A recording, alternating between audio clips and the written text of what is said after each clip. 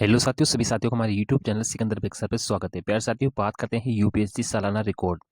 यानी यूपीएससी ने सिविल सेवा से संबंधित एक सालाना रिपोर्ट यहाँ पे जारी की गई है।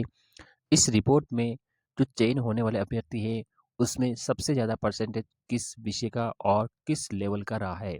सभी आयु वर्ग में अलग अलग रिपोर्ट यहाँ पे बताई गई है, लेकिन सबसे खास बात इसमें ये बताइए कि सिविल सेवा परीक्षा अगर होती है उसमें प्रीलिम्स भी है और मेंस एग्जाम और इंटरव्यू, यानी जब सफलता मिलती है अभ्यर्थी को तो उसमें जो पहली बार के अंदर जो आईएएस बनता है वो केवल 8% व्यक्ति ही ऐसे हैं जो पहली बार में आईएएस बनते हैं।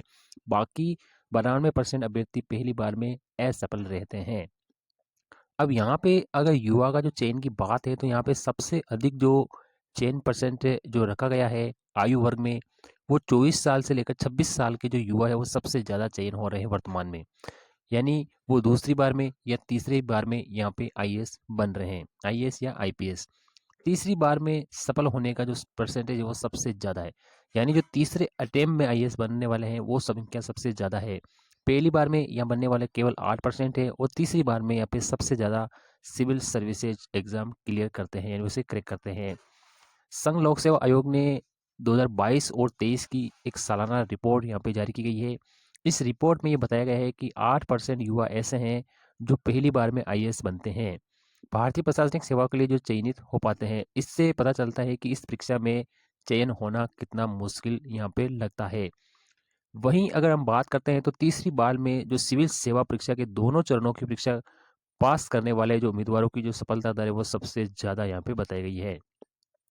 एक इस रिपोर्ट में ये भी बताया गया है कि 24 से लेकर 26 साल के जो उम्मीदवार है उनका चयन प्रतिशत सबसे ज़्यादा होता है। यानी 24 साल से लेकर 26 साल के युवा है वो सबसे ज़्यादा सेलेक्ट होते हैं। इस आयु वर्ग में अगर बात करते हैं तो पुरुषों की जो सफलता दर है वो 29% है और महिला की अगर बात करते हैं तो 33% यहाँ पे सफलता दर रहती है, यानी 24 साल से लेकर 26 साल के बीच की एज। वहीं 30 साल से अधिक के आयु वर्ग की अगर बात करते हैं तो पुरुषों की सफलता दर 14% ही है और सामान्य महिलाओं की जो अगर दर बात करते हैं तो केवल 12% है 30 साल से ऊपर के। वहीं 2021 में सामान्य वर्ग से 668 उम्मीदवारों ने यहाँ पे सिविल सेवा मुख्य परीक्षा यहाँ पे दी गई थी। उसमें से लगभग 290 अभ्यर्थी ही उस समय पास हुए थे। यानी सामान्य वर्ग में भी कुल उम्मीदवारों में लगभग 40% पुरुष पास होते हैं और 53% महिलाएं सफल रही थी उसमें 668 उम्मीदवारों में। सामान्य वर्ग में सीईसी मुख्य परीक्षा को पास करने में महिला जो उम्मीदवार है वो सबसे ज़्यादा रहती है। यानी जो सामान्य वर्ग होता है उसमें महिलाएं सबसे ज़्यादा यहाँ पे बताई गई है। सिविल सेवा में अगर आप सब्जेक्ट चुनते हैं तो 60% से ज़्यादा उम्मीदवार ऐसे हैं जो केवल इंजीनियरिंग से सिलेक्ट हुए, जिनका जो बैकग्राउंड ही इंजीनियरिंग है। और साथ ही 81% ऐसे अभ्यर्थी है जिनका जो विषय है वो ह्यूमैनिटीज है। वो दूसरे नंबर पर यहाँ पे एंथ्रोलॉजी को रखा गया है। सिविल सर्विसेज परीक्षा में इंजीनियरिंग का बैकग्राउंड के जो छात्र हैं वो ह्यूमैनिटीज के वैकल्पिक विषय को लेकर बाजी यहाँ पे मार रहे हैं।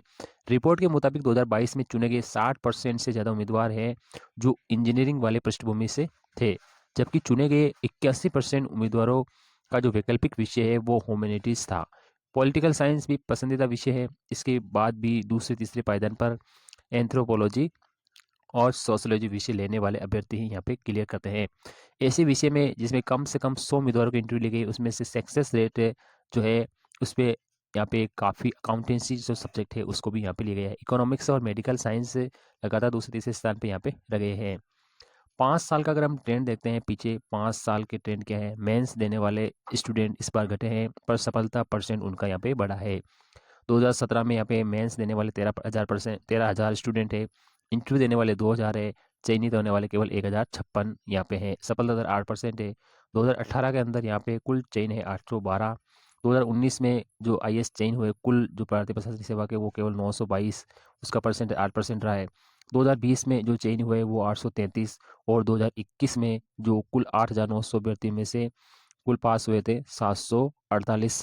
ये सफलता का प्रतिशत हर बार घट रहा है, यानी आर आर आर आर ये चल रहा है। श्रेणीवार ट्रेड अगर हम देखते हैं तो सामान्य सबसे ज़्यादा है पर सफल ईडब्ल्यूएस वाले सबसे ज़्यादा हो रहे हैं। एससी कैटेगरी की हम बात करते हैं तो 1250 जब बैठे हैं उसमें रिकमेंडेड किए गए केवल 106 अभ्यर्थी और सफलता दर 8.5% है। एसटी की बात करते हैं तो 681 में से केवल 60 का सेलेक्ट आईएएस में हुआ है, 8% रेट है। ओबीसी में कुल यहाँ पे 2,433 अभ्यर्थियों में से केवल 215 अभ्यर्थी यहाँ पे आईएएस बने हैं, उनका भी 8.8% जा रहा है।